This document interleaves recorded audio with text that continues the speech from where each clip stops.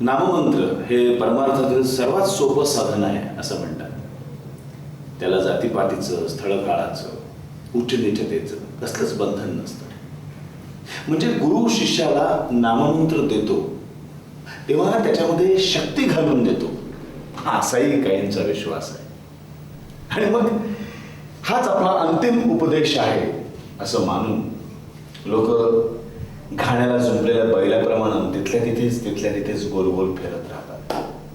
परिणाम असा होतो की त्यांची प्रगती खुंटते, थांबते. कोणाकडून, अगदी कुठल्याही ऐऱ्यागऱ्याकडून नाममंत्र घेणाऱ्या सर्वांचीच हीच रड असते. अशा वेळेला आठवतो तो कबीराचा दोहा, राम नाम सब कोई कहे ठग ठाकुर और चोर. राम नाम सब कोई कहे ठग ठाकुर और चोर, जिस नाम से प्रल्हाद और ध्रुव तरे वो नाम कुछ और. तेव्हा कानामध्ये सांगितलं जाणारं नाम ते हेच और नाम आहे का, हे जाणून घेऊया नामयोगी सद्गुरू श्री वामनराव पै यांच्याकडून. गुरु शिष्याला नाममंत्र देताना त्याच्यामध्ये शक्ती घालून देतात असं म्हणतात. ह्याच्यामध्ये कितपत तथ्य आहे, किंवा नामस्मरणाचं खरं गुपित काय, जरा सांगा ना. नाममंत्र ज्याला आपण म्हणतो ते नाम म्हणजे देवाचं नाम. नाम म्हणजे देवाचं नाम आणि त्याला नाममंत्र असं म्हणतात. दुसरा म्हणजे बीजमंत्र वगैरे जे असतात ते वेगळे. तर हा जो नाममंत्र म्हणून जो प्रकार आहे तो ज्यावेळेला गुरु शिष्याला देतात तर त्याच्यामध्ये गुरु आपली शक्ती घालतात वगैरे हे सगळं थोतांड आहे. हे सगळं काय खरं नाही. खरं महत्त्वाचं जे आहे ना की नामामध्ये सद्गुरू काय घालतात, ज्ञान. म्हणून एके ठिकाणी एकनाथ महाराज म्हणतात, सद्गुरू वाचूनी नाम नाही हातात, म्हणजे नाम हातात येत नाही. साधने साधिता कोटी जाणार. म्हणजे तुम्ही काही जरी केलं तरी तुम्हाला नाम तुमच्या हातात येणार नाही. संतासी शरण गेल्या वाचूनी न कळे नाम, एका जनार्दनी न कळे नाम. म्हणजे हे जे नाम जे लोक म्हणतात ना ते नाम आणि संतांना अभिप्रेत नाम याच्यामध्ये जमीन आणि अस्मान एवढं अंतर असतं. तेव्हा आज लोक काय करतात, नामस्मरण करतात. ते देवाचं स्मरण नसतं. नामस्मरणामध्ये लोक नामाचा उच्चार करतात आणि स्मरण नामाचंच करतात. फार तर ते नाम ज्या मूर्तीचं घेतात त्या मूर्तीचं करतात. पण देवाचं स्मरण किंवा मूर्तीचं स्मरण आणि देवाचं स्मरण एक नाही. कळलं की नाही. तुमचे आजोबा आहेत, आज ते हयात नाही. आजोबा प्रत्यक्ष हयात असणं आणि आजोबांची आज तुम्ही मूर्ती तयार केली तर याच्यामध्ये किती फरक आहे, जमीन आणि आसमान एवढं अंतर आहे. तसं देवाची मूर्ती आणि देव याच्यामध्ये फरक आहे. म्हणून स्मरण देवाचे करावे, नित्य नाम जपत जावे, अखंड ध्यानाचे धरावे पुरुषोत्तमाचे, असं एके ठिकाणी म्हटलेलं आहे की स्मरण देवाचं करायला पाहिजे. म्हणून देवाचं स्मरण आज आपण करत नाही तर नामस्मरण करत असताना आपण नामाचा फक्त उच्चार करतो. फार तर एखादी ती मूर्तीसुद्धा आपल्या डोळ्यासमोर बहुतेक येत नाहीच.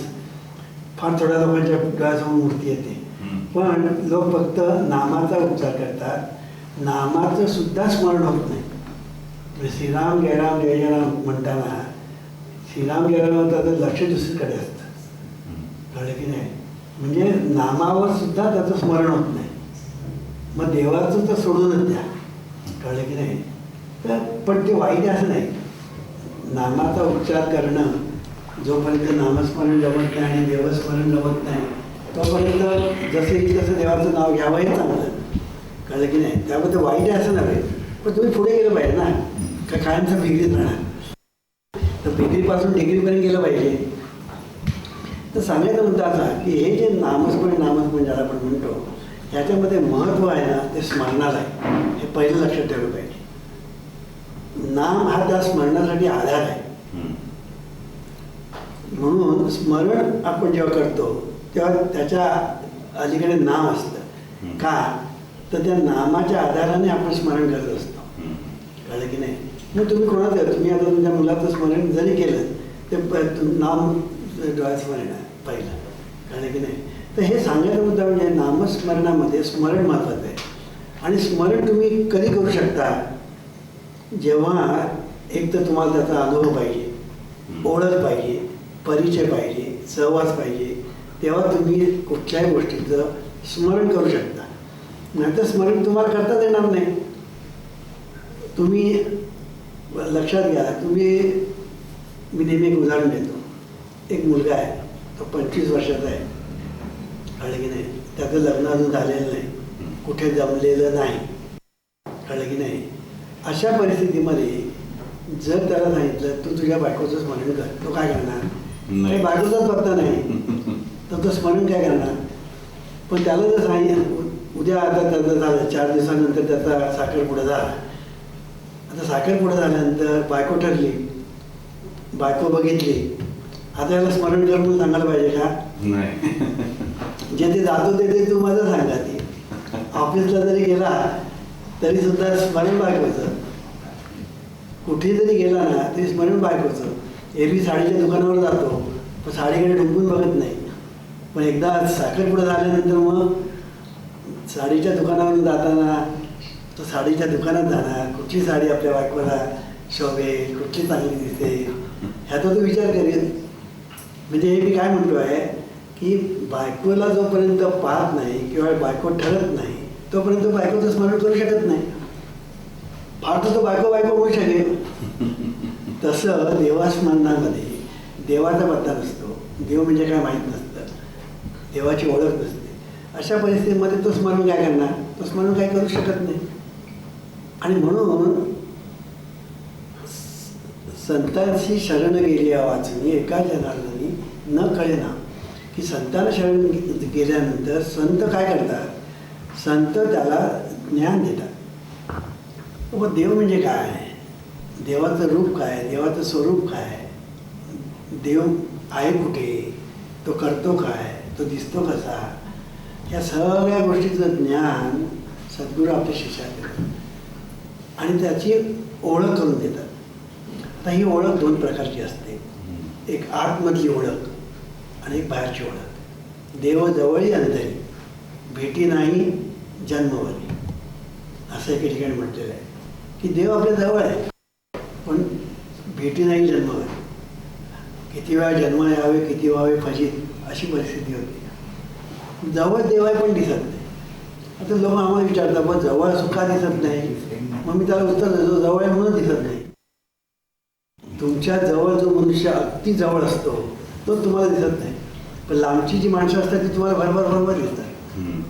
तुमच्या पाठीमागे येऊन एखादा मनुष्य उभा राहिला, आता तुमच्या पाठीमागे म्हणजे किती जवळ आहे? एकदम जवळ. तुम्हाला दिसतो का? नाही दिसत. पण तुमच्या समोर लांबपर्यंत तुम्ही पाहिलं तरी तुम्हाला दिसणार. म्हणजे जवळ असून सुद्धा दिसत नाही. याचं कारण का? जवळ आहे म्हणूनच दिसत नाही. तुझ्या लक्षात आलं की नाही? तसा परमेश्वर किती जवळ आहे, तो इतका जवळ आहे काय पहिला तो, बाकीचं सगळं नंतर. म्हणून अध्यात्म म्हणजे काय? आधी आणि आत्म. आत्म म्हणजे आत्मतत्व, म्हणजे आत्माराम, आणि आधी म्हणजे अधिष्ठान. किंवा साध्या भाषेत बोलायचं म्हणजे आधी आणि मग नंतर, असं म्हणतो की नाही? आधी आत्माराम आणि मग सगळं जग बी सगळं नंतर. आत्मारामच नाही तर जग कुठं येणार? विजत नाही तर व्हिडिओ काय करणार? तसं हे जे आत्माराम ज्याला आपण म्हणतो, हा आत्माराम हा आपल्या जवळ आहे. किती जवळ आहे? पहिला तो, मग बायको बिको सगळं नंतर, घरदार सगळं नंतर. पहिला तो आत्माराम, आणि तो इतका जवळ असल्यामुळे तो आपल्याला दिसत नाही. दुसरी महत्त्वाची गोष्ट म्हणजे अशी की माणसं संसारामध्ये इतकी गुंतलेली आहे की देवाला पाहायला त्याला वेळच नाही. तुमच्या लक्षामध्ये आलं की नाही? तुम्ही इतके संसारामध्ये गुंतलेले आहात की देवाचा विचार करायला तुम्हाला वेळ नाही. आज फक्त पैसा देव झालेला आहे. पैशाबद्दल बोला, बाकी काय बोलायचं नाही. पैसे देत असाल तर काम करतो, नाही तर मी काम करणार नाही, असं आपण म्हणतो की नाही? तर पैशाचं इतकं महत्त्व झालेलं आहे. आणि ते वाईट आहे असं नव्हे, पैशाशिवाय आपल्याला काही चालत नाही. पण सांगायचा मुद्दा म्हणजे असा की पैशाचं एवढं महत्त्व आहे, त्याच्यापेक्षा अधिक महत्त्व देवाचं आहे. तर देव आहे म्हणून तुम्ही आहात. देव नाही तर तुम्ही काय करणार? वीज आहे म्हणून बल्ब प्रकाश आहे, बल्ब आहे प्रकाश आहे, व्हिडिओचं सगळं चाललेलं आहे, ती वीज आहे म्हणून चाललेली आहे. वीज नाही तर काय करणार, म्हणून त्याला अधिष्ठान म्हणतात. कळलं की नाही? तसं आपल्या ठिकाणी देव हे अधिष्ठान आहे आणि त्याच्यामुळे आपण पाहतो ऐकतो काय सगळं तो आहे म्हणून. कळलं की नाही? आता ते प्लगला लावलेलं सॉकेटचं जे कनेक्शन आहे ते जर आपण काढून घेतलं तर काय होतं, खेळ संपला. जोडलं की खेळ सुरू, काढलं की संपलं. तसं आपलं त्याच्याशी जे कनेक्शन आहे ते काही कारणामुळे निसर्गाच्या नियमाप्रमाणे जेव्हा सुटतं किंवा तुटतं तेव्हा खेळ संपला आणि जोपर्यंत जोडलेला आहे तोपर्यंत खेळ चालू. तर जोडलेले आपण आहोत ह्याचं स्मरण ठेवलं पाहिजे. कळलं की नाही? आणि म्हणून महामनुस्मरण की आपण देवाशी जोडलेले आहोत म्हणून आपलं हे सगळं चाललेलं आहे. कळलं की नाही? म्हणून त्याला तू विसरू नकोस. म्हणून देवाला विसरायचं नाही असं सांगता याचं कारण आहे. आणि म्हणून नाम ज्याला आपण म्हणतो त्या नामाचा संबंध भावाशी येतो. आवडीने भावे हरिनामाघेसी. कळलं की नाही? म्हणून भावाचा संबंध जो आहे तो महत्त्वाचा आहे की तू जेव्हा नाम घेशील तर त्याच्यात भाव पाहिजे तिकडे. भावबळे आकळे एरवी नाकळे करदळे आवळे तैसा आहे. मग नाम घेताना तुझ्या ठिकाणी देवाचा भाव आहे का, देवाचं स्मरण आहे का, देवाची भक्ती आहे का, देवाबद्दलचा गोडी आहे का. आता देवाची गोडी कधी लागणार, देव तुम्ही पाहाल तेव्हा, देवाबद्दल तुम्हाला ज्ञान होईल तेव्हा. कुठल्याही गोष्टीची गोडी कधी लागते, त्याचं तुम्हाला ज्ञान होतं तेव्हा. ज्ञान नसेल तर गोडी लागत नाही. कळलं की नाही? आणि म्हणून ही जी गोडी आहे, आवडी जी आहे, प्रेम आहे, हे एकाच शब्द आहे. कळलं की नाही? आपण प्रेम प्रेम म्हणतो की नाही, तर प्रेम एरवीचं प्रेम आणि देवावरही प्रेमच असतं, पण त्याला भक्तिप्रेम असं आपण म्हणतो. कळलं की नाही? आणि इथे आपण साधं प्रेम असं म्हणतो. पण हे जे प्रेम जे आहे ना, प्रेम म्हणजे साध्या भाषेत बोलायचं म्हणजे गोडी, आवडी. कळलं की नाही? गोडी आवडी. आता गोडी आवडी कधी होते, तुमचा ज्यावेळेला परिचय असतो, सहवास असतो, ओळख असते, तेव्हा त्याच्याबद्दल तुम्हाला गोडी आवडी वगैरे निर्माण होते. आणि म्हणून आधी देवाशी ओळखावे, मग त्याचे भजन करावे, अखंड ध्यानाचे धरावे पुरुषोत्तमान. हे स्वामी स्वरूपानंदांचं वाक्य आहे. तर आधी देवाशी ओळखावे, अगोदर देवाशी ओळख पाहिजे. ओळख नसेल ना तर तुम्हाला पुढे तुमची जी प्रोसेस आहे प्रगती ती होणार नाही.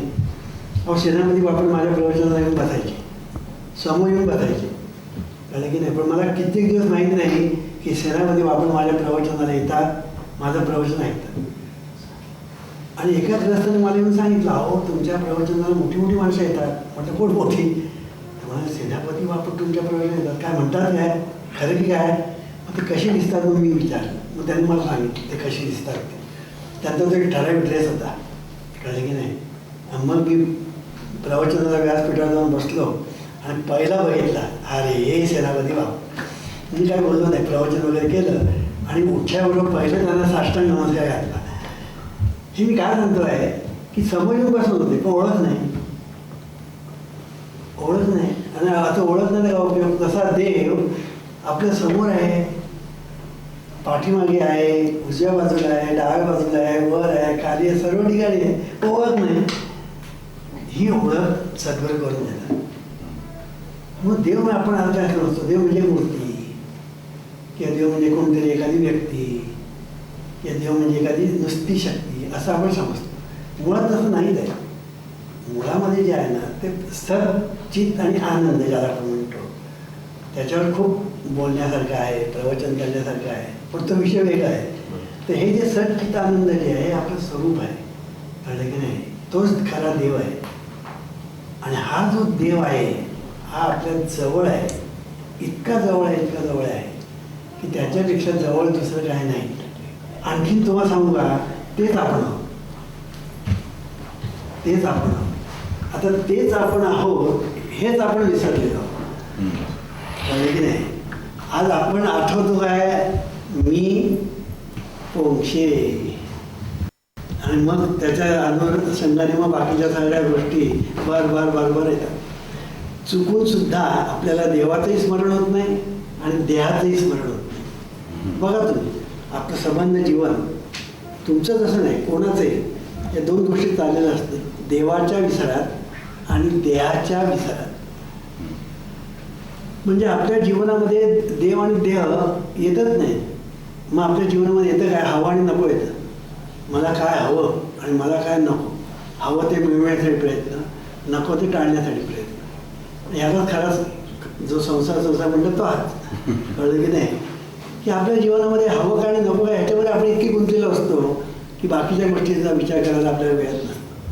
कळलं की नाही. आणि म्हणून आपण संसारामध्ये इतके गुंतलेलो असतो हवं आणि नको याच्यामध्ये, की आपल्याला देवाचाही विसर आहे आणि देहाचा विसर आहे. क्रिकेट खेळताना सुद्धा देहाचा विसर असतो.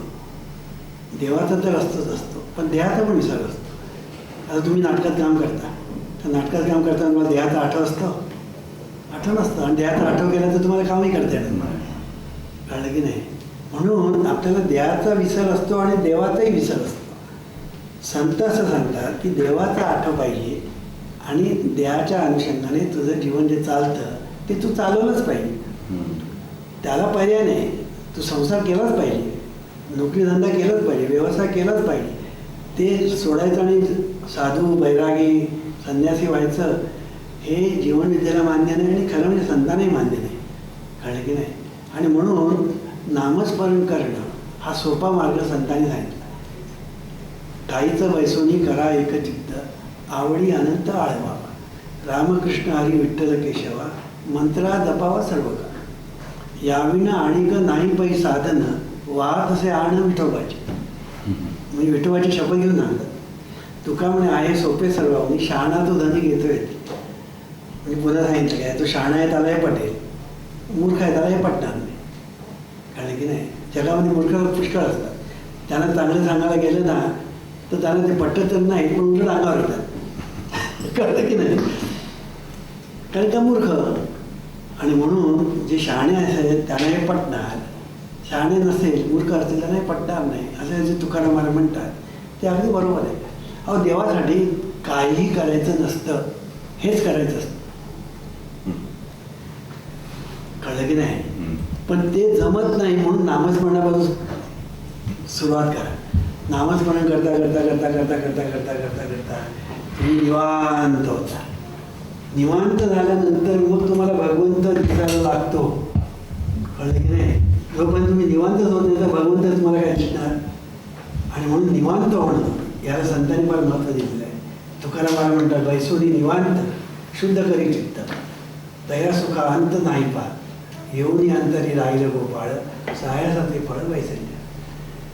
म्हणून हा परमार्थ म्हणजे सोपा आहे. आणि संसार कठीण आहे. संसारामध्ये कष्ट आहे, त्रास आहे, नाना प्रकारच्या भानगडी आहे. परमार्थामध्ये काही नाही. परमार्थामध्ये उभार आहे निवांत आणि चित्त शुद्ध करणं एवढं करायचं. आणि चित्त शुद्ध करायचं म्हणजे त्याच्याकडे विश्वप्रार्थना म्हणा, नामस्मरण करा. पण देवाला ओळखून जर केलं तर प्रगती लवकर होते. जितकं तुम्ही देवाला ओळखून करा तेवढी प्रगती लवकर लवकर होते. देवाला न ओळखता तुम्ही जर देवाचं स्मरण केलं तर ते वाईट आहे असं नव्हे. कळलं की नाही. सुरुवातीला ते बरं आहे, पण तुम्ही देवाला ओळखून जेव्हा देवाचं स्मरण करता तेव्हा तुम्हाला देवाबद्दलची गोडी, प्रेम, आवडी, प्रीती, भक्ती ह्या निर्माण होतात. आणि अशा तऱ्हेने तुम्ही ज्यावेळेला देवाचं स्मरण करता तेव्हा तुमचं एका बाजूने चित्त शुद्ध होतं आणि तुम्हाला आत्मज्ञान होतं, आणि दुसऱ्या बाजूने तुम्हाला आत्मानंद होतो. आणि म्हणून आत्मज्ञान ही वीट आणि आत्मानंद हा विठोबा. विटेवर विठ्ठल उभा आहे म्हणतात ना, तसं नामस्मरणाने पण सद्गुरूंनी दिलेल्या ज्ञानाच्या माध्यमातून मार्गदर्शनातून तुम्ही नामस्मरण करता तेव्हा त्याच्यातून एका बाजूने चित्त शुद्ध होतं आणि दुसऱ्या बाजूने तुम्हाला आत्मानंद प्राप्त होतो. म्हणून आत्मज्ञान आणि आत्मानंद ह्या दोन गोष्टी तुम्हाला प्राप्त होतात. आणि म्हणून हे जे आत्मज्ञान आहे ती वीट, त्याच्यावर उभा म्हणजे आत्मानंद म्हणजे गोविंद म्हणजे विठ्ठल. कळलं की नाही. म्हणून नामस्मरण म्हणून ज्याला आपण म्हणतो ते नामस्मरण असं करायचं असतं. आधी देवाशी ओळखा, त्याला ओळखा आणि ते कोण करून देणार? सद्गुरू. मग आता सद्गुरू वाचून सापडेना सोय धरावे ते पाय आधी आधी हे जे तुकाराम महाराज म्हणतात त्याचं कारण ते आहे. आणि म्हणून आता राहिलं परांजपे, त्याची तुम्ही मदत घेतली, गणित तुम्हाला 3 स्टेपमध्ये सोडून दाखवते. त्यांची मदत घेतली नाही तर रात्रभर तुम्ही गणित सोडायला बसलं तरी गणित सुटत नाही. एका माझ्या मित्राने सांगितलेली गोष्ट आहे. तर सांगायचा मुद्दा असा की आपल्याला सद्गुरूची मदत असेल, यश लवकर येईल, नाहीतर मग कधीतरी येईल तेव्हा येईल. आणि म्हणून सद्गुरू वाचून सापडले. आता सद्गुरू करायचा न करायचा हे तुम्ही ठरवायचं आहे, कारण तूच आहे तुझ्या जीवनाचा शिल्पकार. तर गुरु शिष्याला नाममंत्र देताना त्याच्यामध्ये शक्ती घालून देतो हे काही खरं नाही आहे, खोटं आहे हे तुम्हाला कळलं असेलच. आणि नाममंत्राचं गुपित काय हेही तुम्हाला कळलं असेल. पण त्याचा जर सखोल अभ्यास करायचा असेल, खरं ज्ञान जर अजून प्राप्त करून घ्यायचं असेल तर जीवन विद्येला पर्याय नाही.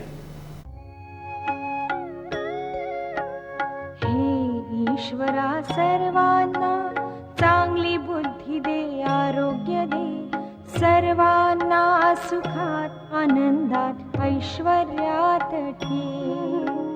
सर्वांचं भलं कर, कल्याण कर, रक्षण कर, आणि तुझे गोड नाम मुखात अखंड राहू दे. हे ईश्वरा सर्वांना चांगली बुद्धी दे, आरोग्य दे, सर्वांना सुखात आनंदात ऐश्वर्यात ठेव. सर्वांचं भलं कर, कल्याण कर, रक्षण कर,